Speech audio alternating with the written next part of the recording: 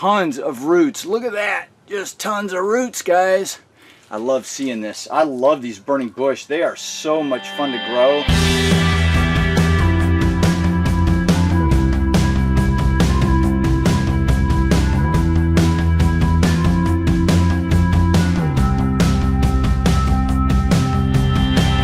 So I've been waiting on doing this project for like 5 or 6 years now. The reason is, several years ago I decided I wanted to plant the entire front of my property along the road with burning bushes because I get a lot of sun on one side and they do great in full sun. They turn an absolutely brilliant red in the fall and I love the color. So this might sound a little bit crazy, but I drove around a bunch of years ago until I found the most beautiful burning bush I had ever seen, and then asked the people if I could take cuttings. So I took those cuttings, I grew them on in pots here in the hoop house, and then planted them out on my property. Now, over the last few years, the deer have gotten to them, but we've also gotten a German Shepherd several years ago, and he has worked more and more at keeping those deer away, and this is the first year those burning bushes have not been demolished by the deer. So, we are gonna go out, and we're gonna take some cuttings right now today. But before we get started, I want to tell you we're going to do this a little bit different because I've been getting tons of questions on what I use for a rooting medium.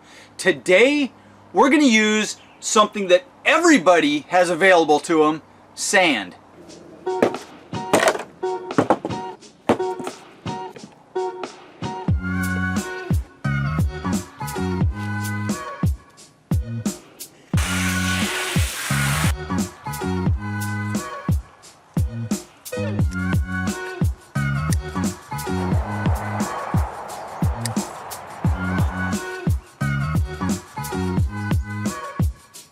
Alright, so now we've got all of our cuttings, so let's talk about something for a minute. Well, you know, with these deciduous plants like burning bushes, they're best taken most of the time as softwood cuttings early on in the summer. So today is June 21st or 22nd, I think, and these guys have hardened off enough to where they're not going to just limp right over as soon as I cut them from the plant, but they're still soft, flexible, pliable wood. They're just starting their new growth for the season. They haven't hardened off yet. So now is a great time to do these types of cuttings. So one thing I want to address, I've been getting a lot of questions because I made that video last winter about not covering your hardwood cuttings. And I don't typically cover my hardwood cuttings because it encourages top growth before the bottom growth. And then people come along and they see me doing videos with these guys and covering my cuttings. And they say, what gives, man? Why are you covering your cuttings now? You're confusing me. Well, I'm not trying to confuse you. So it's very simple. Different types of propagation for different types of plants at different times of the year. So I'm talking about not covering my cuttings. That's hardwood cuttings only through the winter.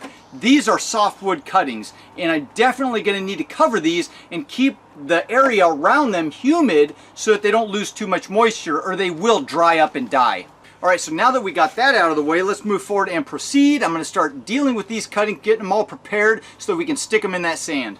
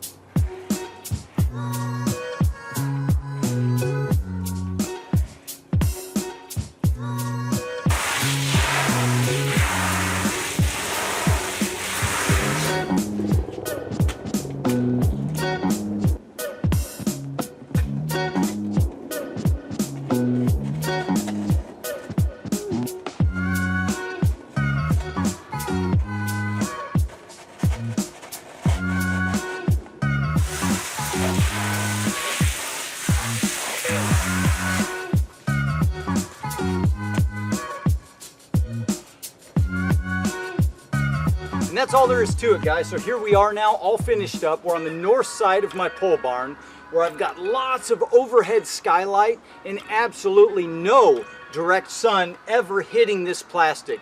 As soon as sun hits that, it's gonna cook inside there, and those cuttings are just gonna wilt and die. So we don't want sun to ever hit this plastic container. So I've got lots of shade over here, but like I said, lots of skylight. I've got the lid on right now. I don't have it tight. I've just got it set down and just kind of twisted somewhat, but it's not completely sealed. I'm just doing that right now because I want lots of humidity to build up in there, and I want these guys to get the best start they can possibly get.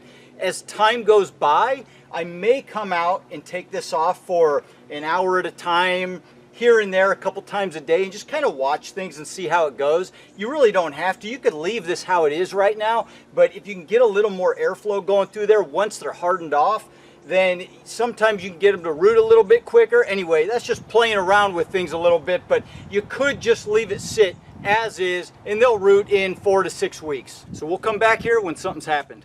All right, so today is August 17th, and it has been quite a while since we stuck these burning bush cuttings. Now, about 5 days ago, I pulled this little cap off. It's been on that entire time previously to that, so it's only been a few days that this guy's been off of here. You can still see there's some humidity built up in there.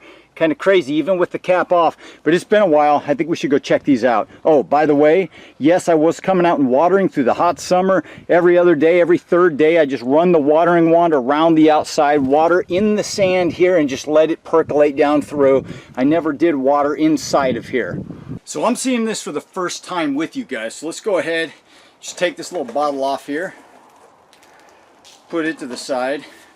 And we got all them beautiful little burning bushes. You know those are going to turn into something. All right, so let's just dig in the sand here for you guys and see what we can find.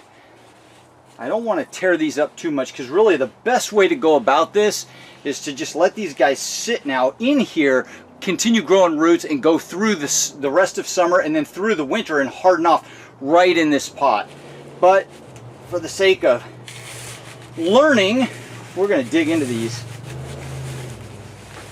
Oh, let's pull them up. Let's pull them up. Let's just get them out of there. All right, nothing here. Ooh, I feel something there. Oh, there we go.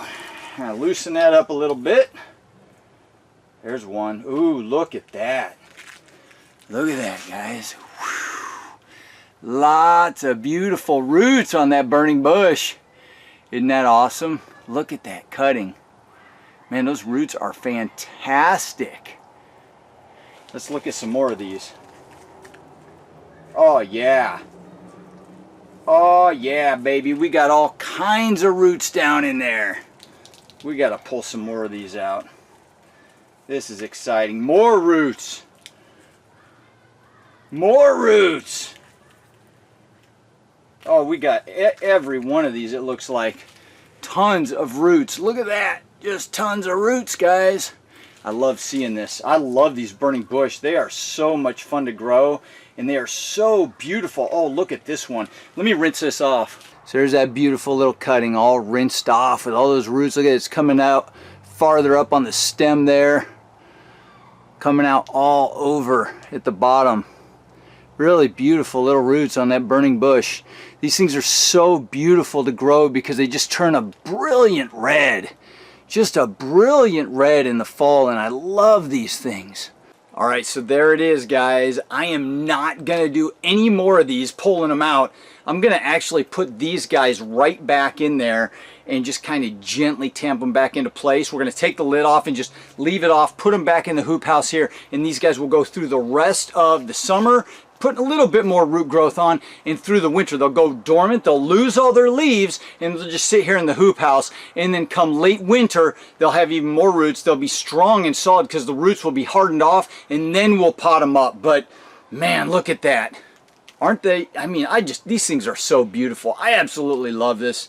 It's so much fun. So I got them all potted back up, and it's really easy to do with these burning bushes because the roots are just real tough and resilient. But I just took the bunch of them, pushed a little hole aside in the sand, stuffed them all down in there, and then just watered and let the sand kind of fall back around the roots. But it worked out really well, guys. I know you're worried about this, but we got the roots covered up. Again, we're just going to leave them in here. I may even put a little bit of a liquid fertilizer on here just to give them a little boost, get them to store up some energy and grow a little bit stronger roots going into the winter. And then we're just going to leave them. We're going to leave them in this pot. You don't even necessarily need to do the the fertilizer, but it's just kind of an afterthought, you know. But we'll put this back over there and pot these guys up come late winter. So what did you think? That was a fun one, huh?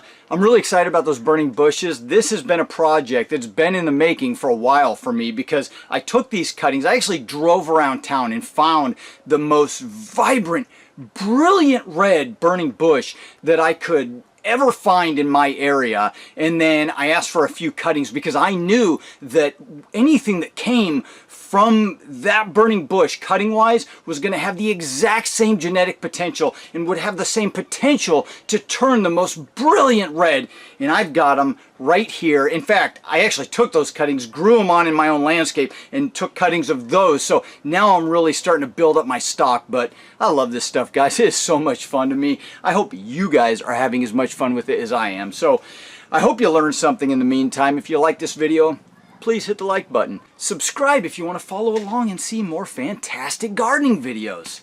Have an awesome week, guys, and I'll see you in the next video. Adios.